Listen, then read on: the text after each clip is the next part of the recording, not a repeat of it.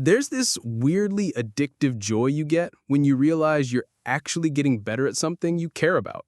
If you just started working out, that moment when you throw extra plates on the bar and lift them without feeling like your spine is about to snap, it's magical.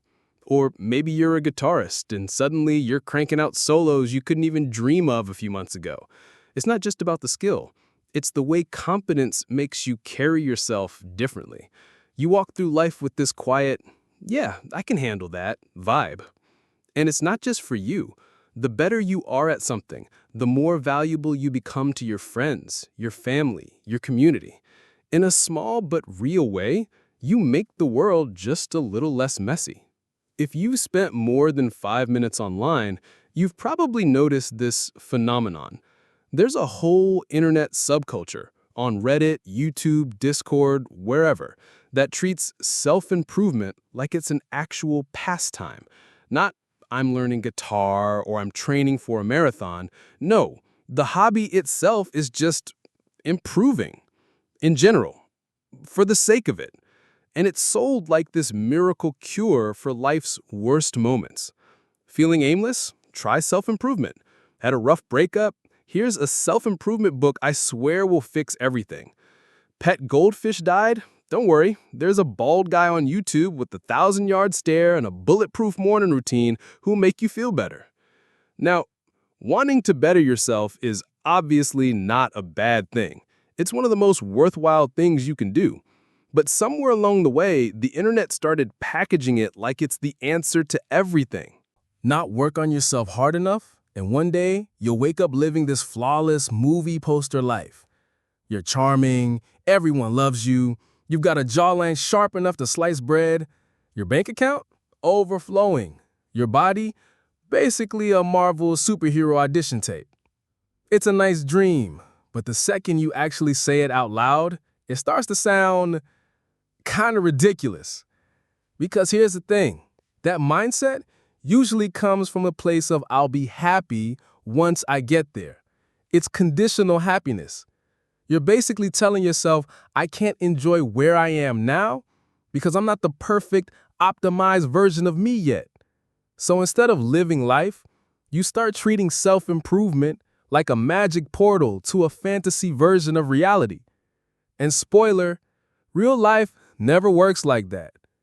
When you actually look at the people who've done huge things, world-class athletes, legendary entrepreneurs, brilliant artists, almost none of them got there by obsessing over their perfect morning routine or stacking supplements like Pokemon cards. They weren't trying to hack their way into greatness. Bill Gates wasn't sitting there journaling about his life goals. He was buried in code. Beyoncé didn't build a vision board. She was in the studio for hours perfecting every note. These people weren't obsessed with self-improvement as an idea. They were obsessed with the thing they loved doing. And all that improvement happened naturally because they were deep in the work. One of the funniest ways self-improvement can completely backfire is when you spend all your time learning how to do something without ever actually doing it. I've been there. There was a phase where I wanted to get better at talking to people. So, naturally, I read every book on social skills I could find. How to Win Friends and Influence People, The Like Switch, stuff from Mark Manson, you name it. And at the exact same time, I barely left my house. No parties, no coffee meetups, no actual conversations that didn't involve the cashier asking if I wanted a receipt. It was like I was an alien, studying human interaction from a distance but refusing to land on the planet. The result? Zero improvement, because the thing I was trying to get better at required doing, not just reading.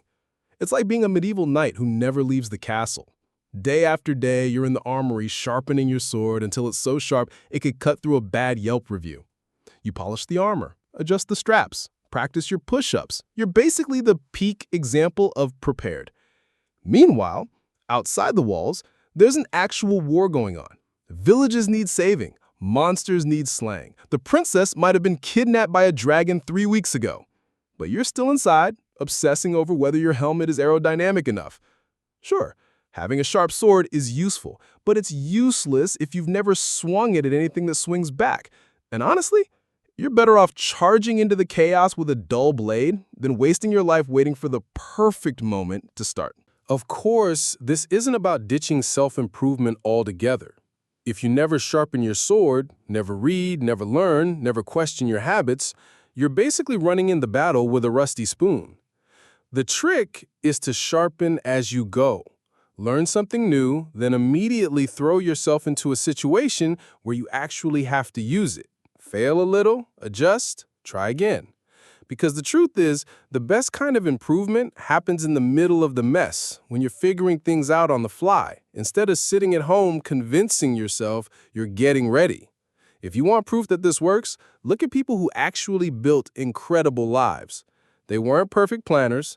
They didn't spend years obsessing over whether they had the ultimate morning checklist.